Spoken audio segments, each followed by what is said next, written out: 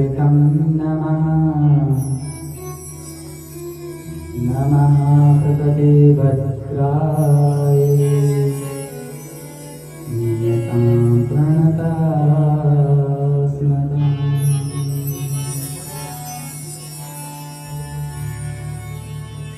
श्री भागवत भगवान की जय हो।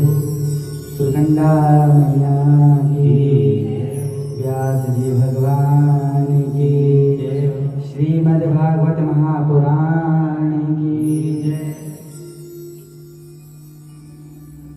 व्यास जी व्यास जी महाराज, समस्त विप्रादिगण, संगीत आचार्य सहित समस्त भक्त मंडली व श्रोतागणों को बहुत बहुत साधुवाद, बहुत बहुत प्रणाम करता हूँ। माँ जगदम्बा की असीम अनुकंपा ही है जो इस अमृत कलश का, जो श्रीमद् भागवत महापुराण जिसे अमृत कलश से भी ऊपर महत्व दिया गया है, वो देव तुल्य अमृत कलश जिसे पीने से देवता अमर अवश्य हो गए, किंतु मन की अभिलाषा, मन की तृष्णा ना बुझी। किंतु वहीं दूसरी और श्रीमद् भागवत महापुराण के अंतर्गत जो यह अमृत कलश है, इससे मन की सभी तृष्णाओं से मुक्ति पाकर इंसान जो है उस परमानंद के, उस आनंद स्वरूप को प्राप्त कर लेता है, जिसे पाने की अभिलाषा में देवताओं को भी ना जाने कितने सहस्त्र वर्षों की तपस्या करनी पड़ती है।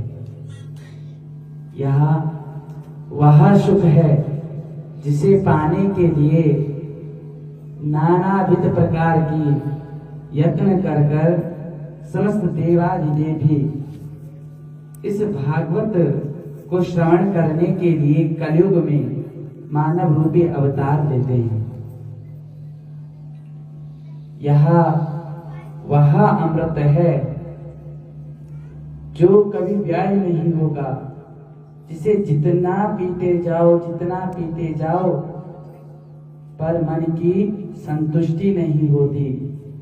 बस उस परमा आनंद में ऐसा आनंद आता है कि जिस आनंद की अनुभूति पाकर इंसान मोक्ष को और उस परमा धाम को प्राप्त कर लेता है, जिसे प्राप्त करने के लिए 84 लाख योनियों में किए पापों को इस कथा के माध्यम से, इन श्रीमद् भागवत महापुराण को श्रवण करने मात्र से जो है वह श्री वैकुंठ नारायण जी के चरणों को प्राप्त कर लेता है।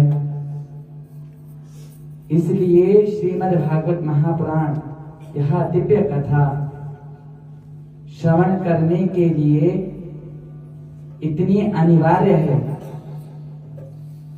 और हमें यह सुलभ प्राप्ति हो गई, इसीलिए जो है हम इसे प्राप्त नहीं करना चाहते, जिसे पाने के लिए देवताओं ने इतना यत्न किया, किंतु सुखदेव जी महाराज जी ने उन्हें यह कथा श्रवण नहीं कराई, क्योंकि वह कथा श्रवण करने नहीं किंतु यह देखने आए थे, यह कौन सा सुख है जो हमारे अमृत से भी अधिक महत्व है, जो राजा परीक्षित जैसे को मोक्ष दे सकता है।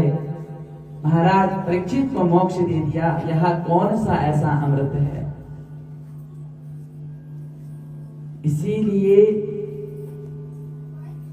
यह कथा श्रवण करना हमारे जीवन का एक उद्देश्य होना चाहिए कि अगर परमात्मा ने यह जीवन दिया है तो यह जीवन जो है परमात्मा के उन लीलाओं को श्रवण करने के लिए जिनके लिए प्रभु ने कान दिए हैं। बाहरी दुनिया में तो ना जाने किस किस प्रकार की भ्रांतियां, किस किस प्रकार की बातें सुनने को मिलती है।